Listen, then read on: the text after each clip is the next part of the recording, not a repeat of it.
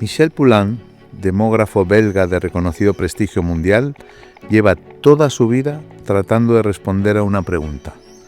¿Por qué algunos humanos viven más y mejor que otros? Michel Poulain no cuenta historias, cuenta vidas a través de años bien vividos, tratando de averiguar qué es lo que separa la vida buena de la vida promedio. Gracias a sus investigaciones, el profesor Poulain ha logrado identificar las denominadas Blue Zones o zonas azules, lugares donde la longevidad no es una excepción estadística, sino la norma un año tras otro. Con una mirada rigurosa, pero no carente de curiosidad, Michel Poulain nos invita a entender el envejecimiento no como un final, sino como un proceso lleno de significado, a preguntarnos qué factores nos ayudan a llegar más lejos, pero también a llegar mejor.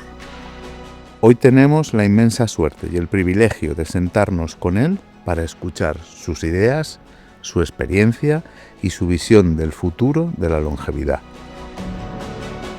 Porque comprender el envejecimiento es comprendernos a nosotros mismos y alcanzar una vida larga y plena, una aspiración que todos deberíamos perseguir, no como un sueño inalcanzable, sino como un objetivo plausible.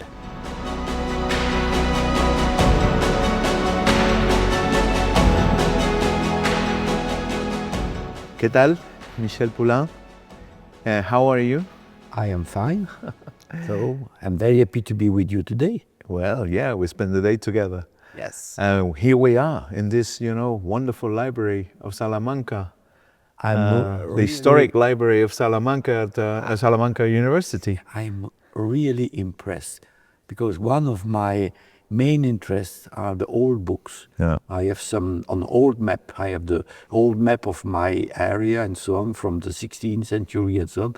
But books, I have even some parchment from the 15th century at home.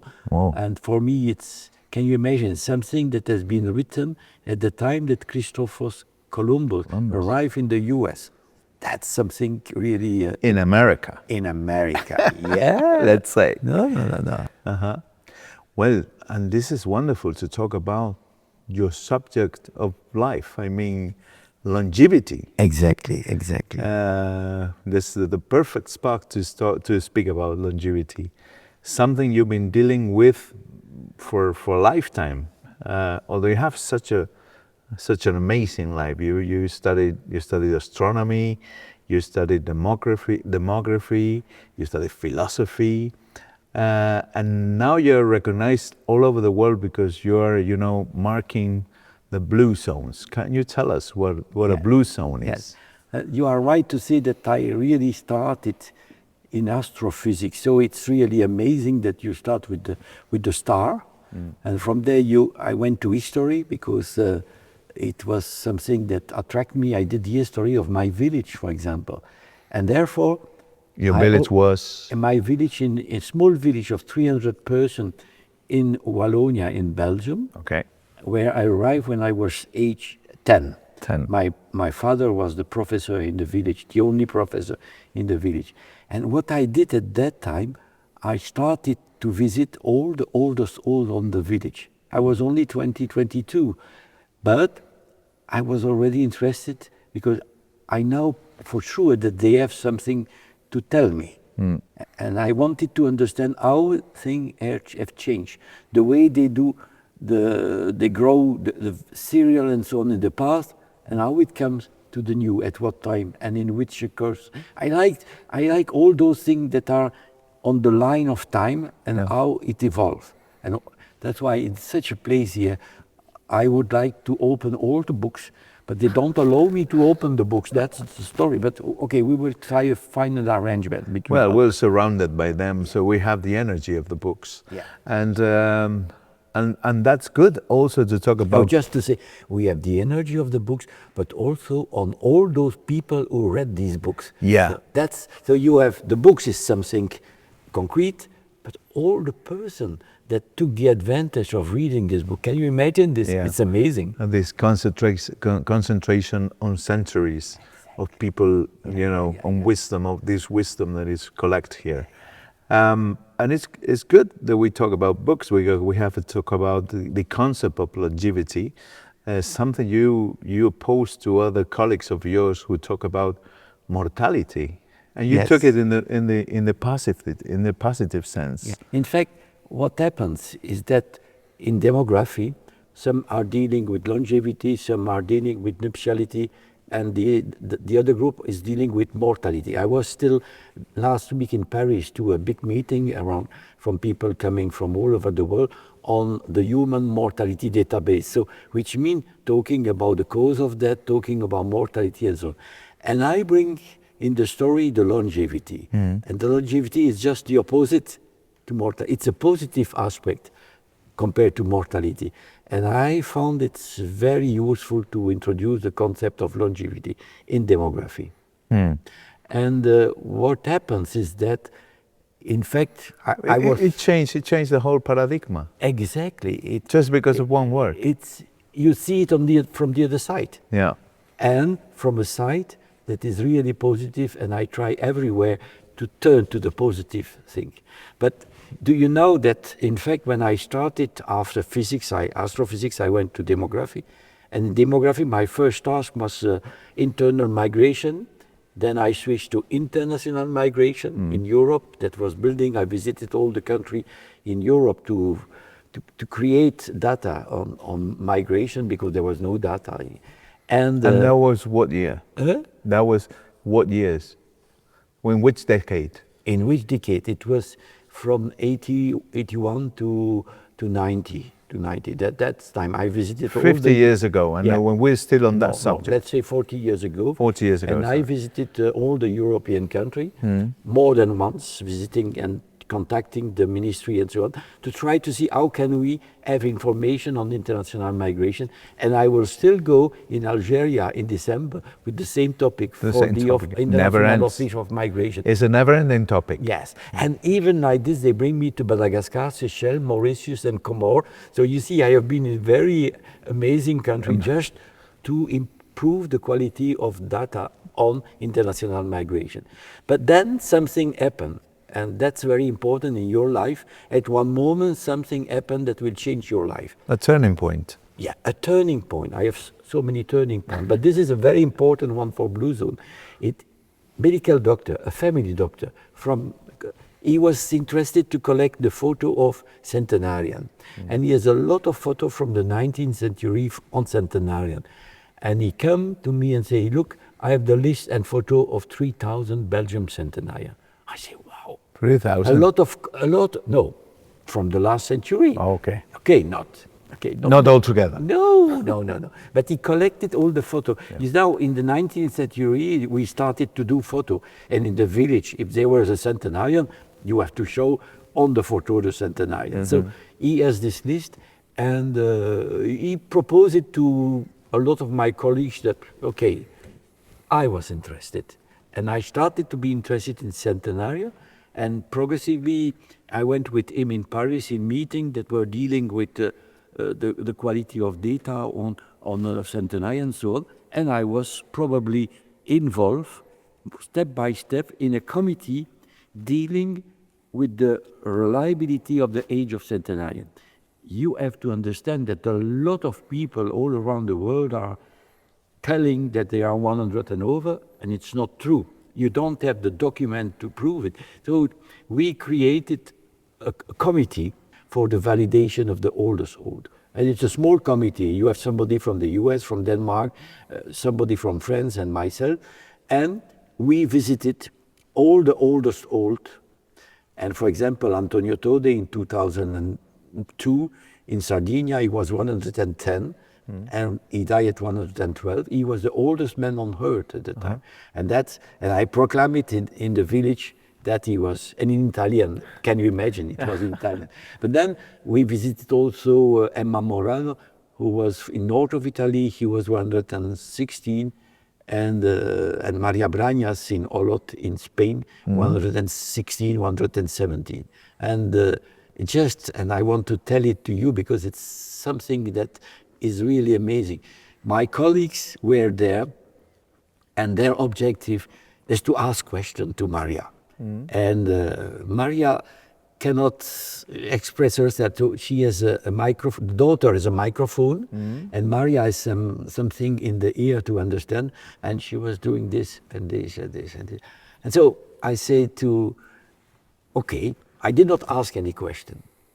But at one moment we decided to do the photo. And then Maria was there and we were all around Maria. And I took at that time her hand. And at that very moment, she turned her face to me and started to talk. She did not say a word before. And I have a video showing that she is really looking at me and talking. And from that time, I understand her message. And I am now promoting everywhere her message.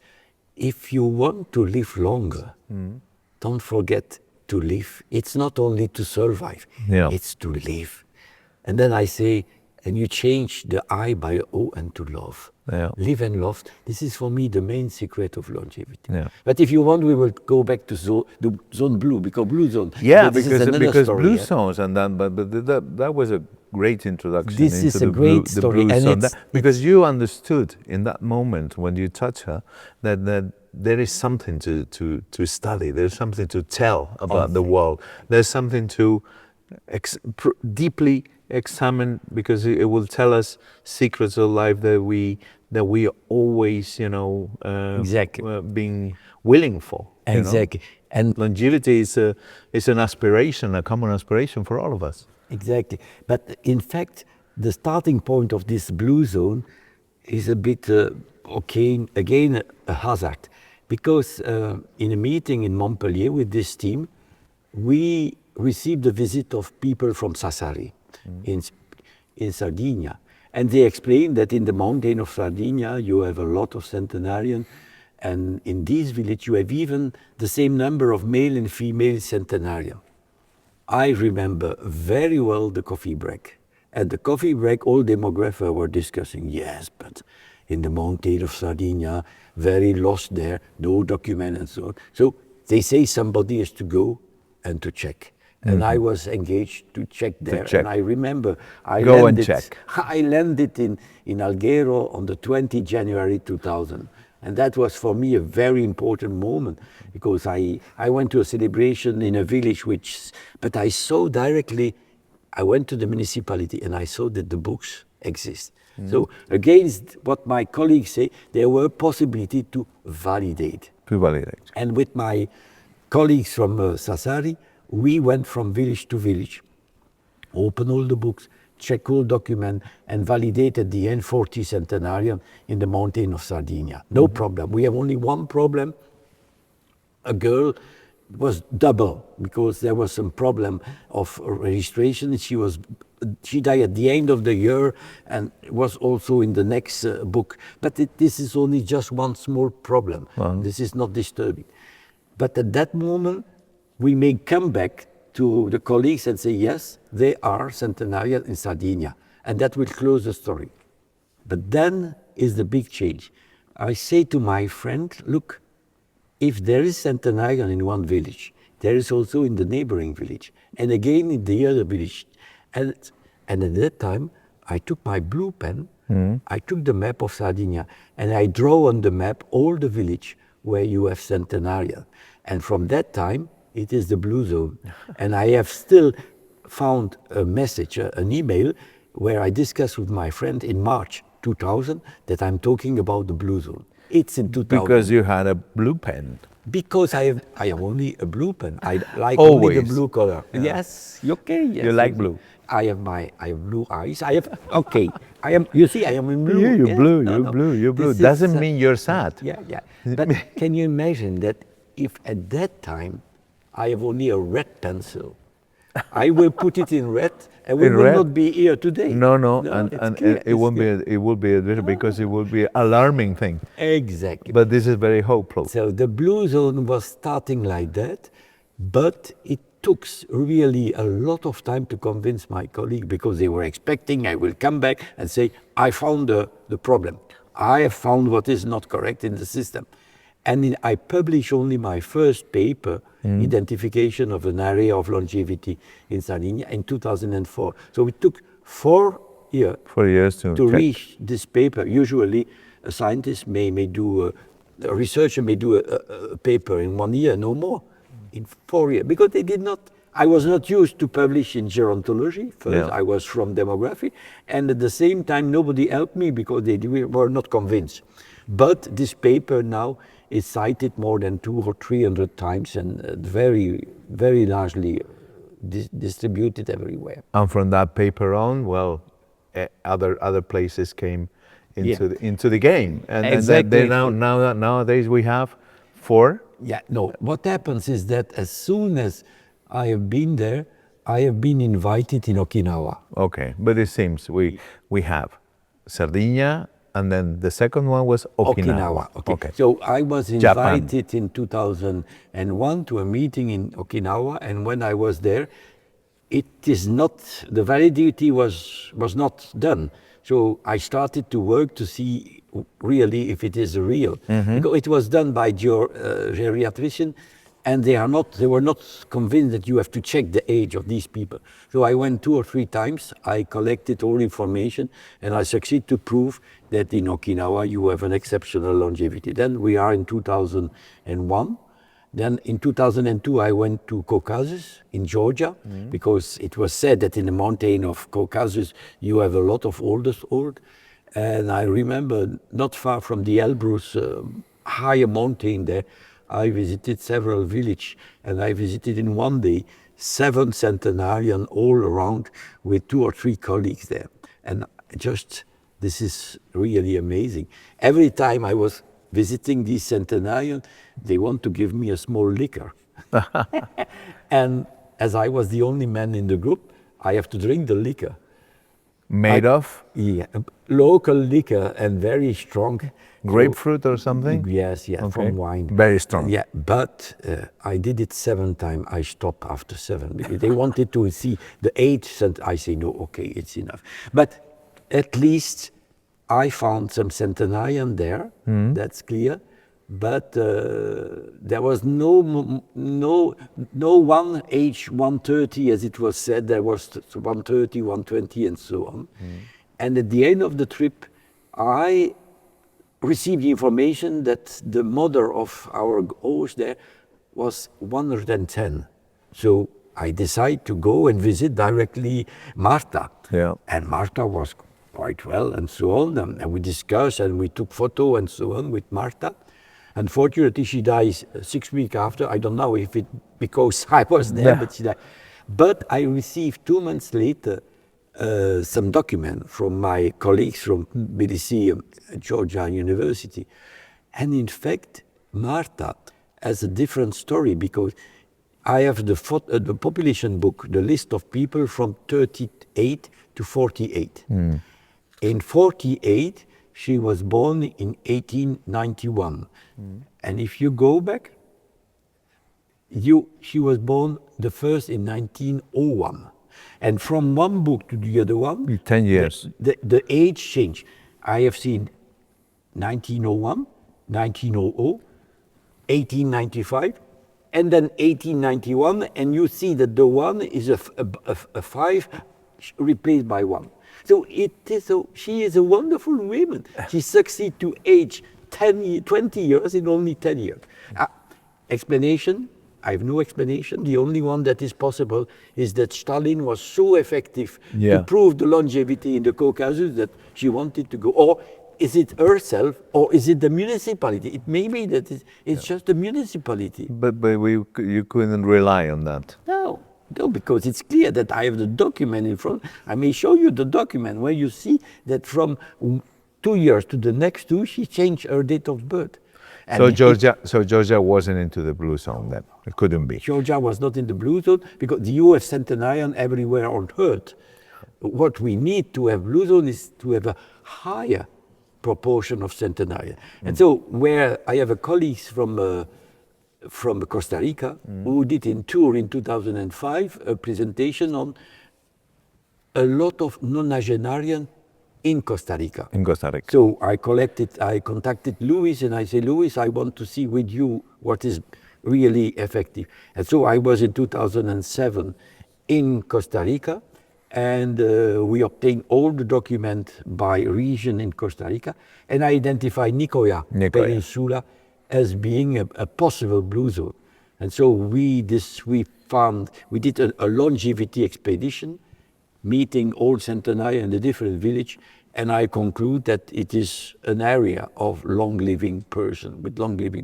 So then you have three. Yes, then you have. It's 1, 2, 3. Sardinia, Okinawa, and Nicoya. But just to tell you that today there is a problem because you have more and more disturbance in Nicoya. For example, McDonald's arrive and all those things, and the young people are not anymore following the rules of long living. So I'm not sure that if we do the same exercise today, 20 years later, it will again be a blue zone. So it was a blue zone in 2008, but the process is disappearing. Like in Okinawa. Because you have to be continually checking the zones because, well, no matter. There could be some time that no longer. Yes, and in Okinawa the situation is even more clear because starting from 1947, they have the American domination on the island. Yeah. And all children receive their lunchbox coming from America with a food that is fully different. So you have a lot of centenarians among those born before 47, but the next generation, you have a lot of obese children. I have seen there recently. So it's really a change. So there will be still today 1,000 centenarians in Okinawa, but as soon as this generation will disappear, there will be no longevity at home in Okinawa. And then we go to Greece and we have another blue zone. No, before to go to Greece, I was interested by Vilcabamba in Ecuador because it was said that Vilcabamba has a lot of centenarians. So I tried to collect data on Ecuador, on Peru, and so on. And I have a Peruvian student working with me that was able. But I did not succeed to be sure on the place, on the way. So I say, okay, this is not the place where to go. But as I was working everywhere in Europe, I have a lot of contact with Athens and the statistical office in Athens. And I decided to go to Creta because Creta was also on the agenda. And in Creta, okay, I see some centenarian, but then I asked my colleagues in Athens, can you give me the distribution of centenarian by island? And I discovered Icaria. I say maybe Icaria, and now we are in 2008, maybe Icaria is a good candidate. And I was there in January 2008.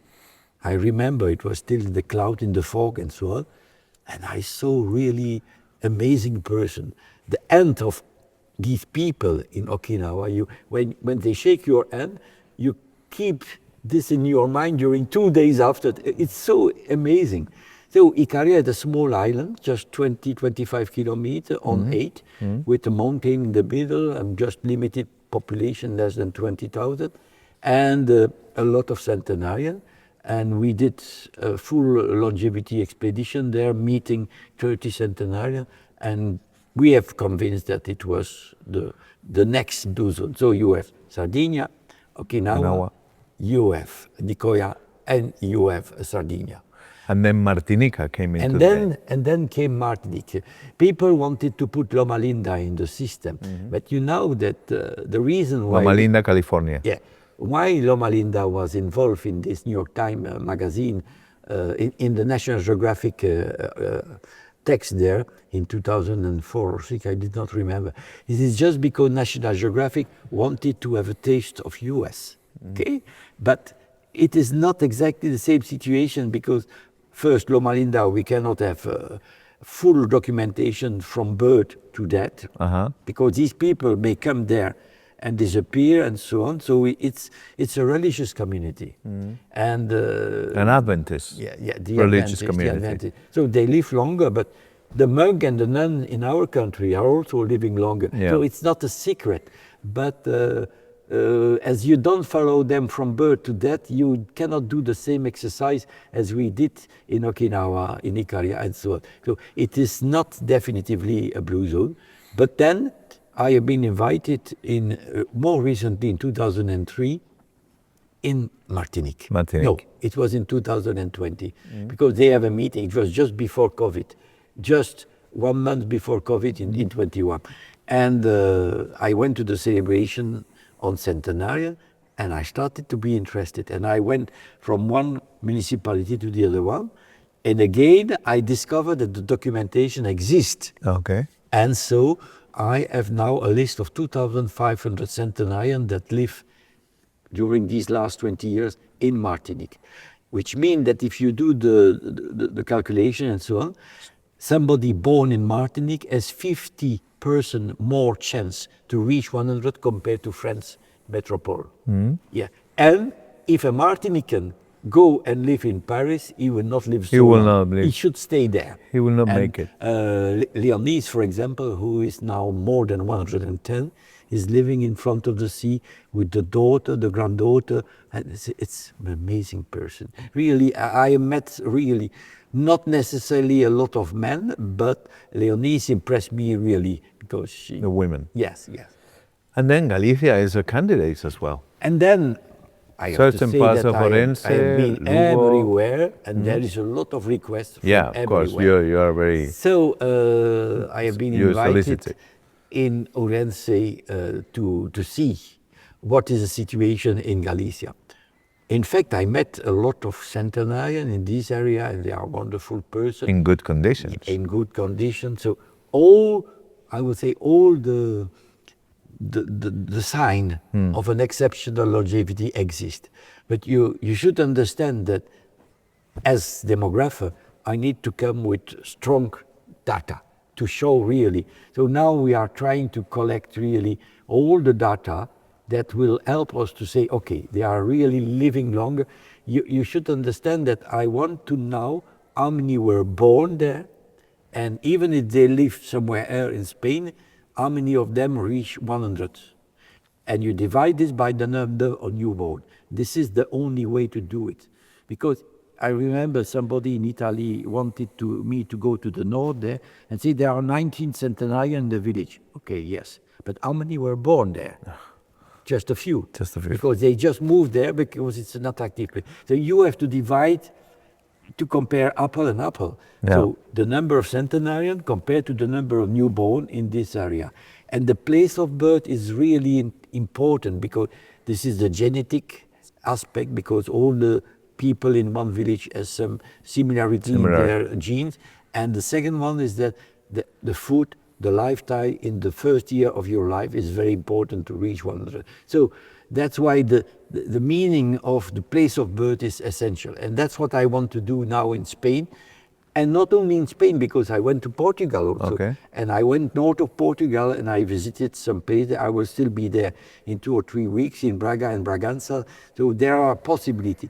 It cannot be that the border between Portugal and Spain make a big difference in longevity. This is the same mountain, the same lifestyle. So I would really like, I would love to study the two together and to show the continuity between Portugal and Spain in this area in terms of longevity.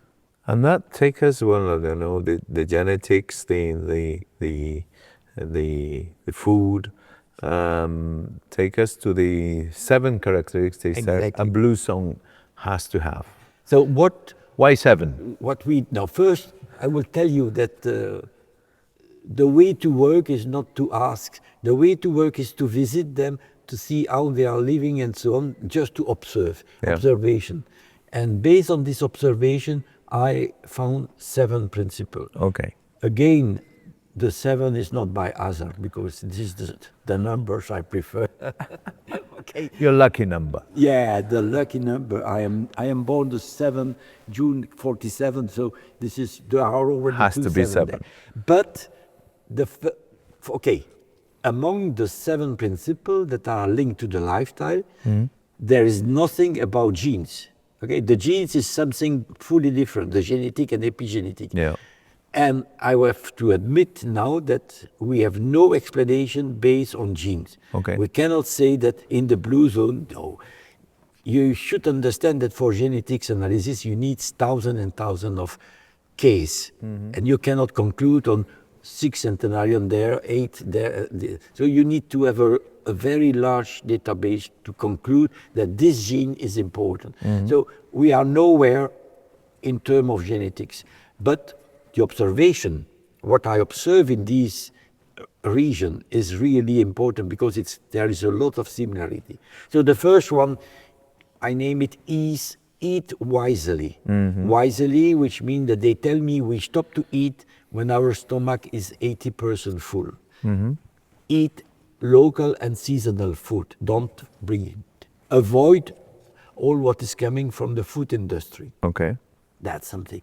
And it is not a specific diet. They eat meat, they eat fish. It is not vegetarian, for example. So, and it is not only Mediterranean, because in Sardinia, for example, they are in the mountain and they never receive fish from the sea because it's too far. Yeah. The fish will not come fresh there. Yeah. So there is a lot of things, but the food and the meat is really different, because the meat is from animals that are growing freely in the mountain, with a lot of antioxidants. And so this is not our animals that are parked. It's fully different. Yeah. When they do some meat there, it's really good meat.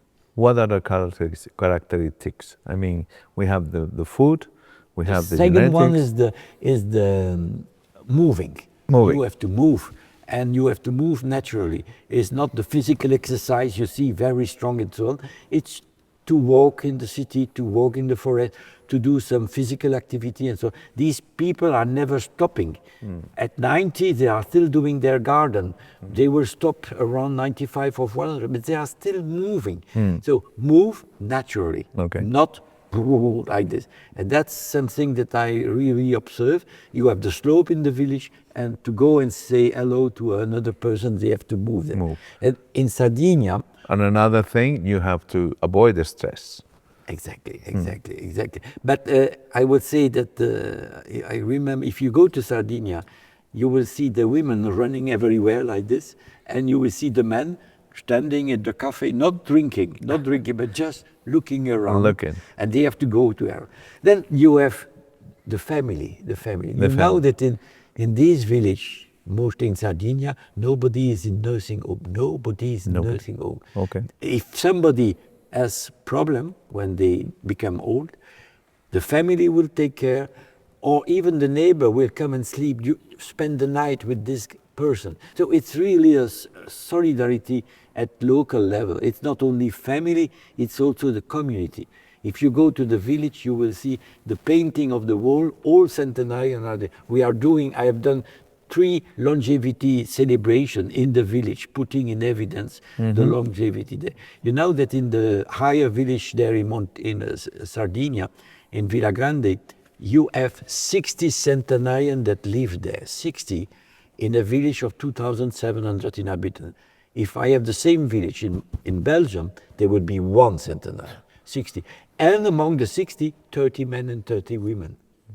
Just recently, 2 brothers were 100 and 102. So the oldest died, but the youngest is just celebrated his 100th birthday now. See, it's amazing. 2 brothers that are, and it's not the first. I have 30 men who became centenarian in Sardinia. And that's the place where I celebrated Antonio Todi as the oldest man on earth. Yes. And then we have community bonds. The community is crucial. We are not living alone. So this concept of Blue Zone, it's not a concept of individual, it's a concept at the community level. The community is very important to help people to live longer and to live in connection with each other. So all what is going on in community level is really essential. In Nicoya, even the vice president of Costa Rica arrived and celebrate with us the longevity in the village. You have the governor was there, the vice president, and 27 centenarians were together there. And that was a big moment. So you have really something that, this is a treasure, this longevity. And this is a treasure at community level and not at the individual level. Yes, but community level. And they're treated with respect and love. Yeah. So there's another characteristic, the love and you said that it's very important to have a purpose in life. Exactly. So the sixth principle is the respect of the nature, because they are really involved every day in the nature there. But the last one is having a purpose of life. This is a bit we discussed this morning, having some spirituality, because this is Leonise is reading the Bible, writing the Bible, reading the Bible every day there. But another one will go in the nature, another one will do this and that. It is not specifically a specific religion. It is having a purpose of life, having something to do when you wake up in the morning. And this is something that really we appreciate when we see these people, the positive aspect on the view, on the life. This is something that is really Ikigai. You have Ikigai. You have La Pura The Vida. Ikigai concept, the Pura Vida in Costa Rica, Exactly. which is a philosophy of life Exactly. that we will have to export everywhere. Exactly. We have to export it, and it's not only to say it like this. No, it's to live Ikigai. It's to live the Pura Vida, and so this is something that you have to do, and it's very important in our society, because the key point in our society is the stress, is the working day, and finally you have no time to take care of your family, of your friend, of your community. We should change a lot of things in our daily life. Well, thank you very much, Mr. Poulain. I think these it was a and wonderful conversation. Don't forget, live and love.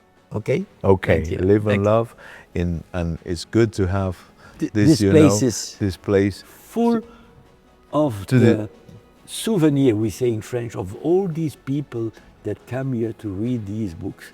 That's amazing. Yeah. Can you imagine the number, thousands and thousands all who this came here? all this wisdom. Exactly. Okay. Thank you very much, Thank you. Mr. Thank Poulain. you. Thank you. Thank you.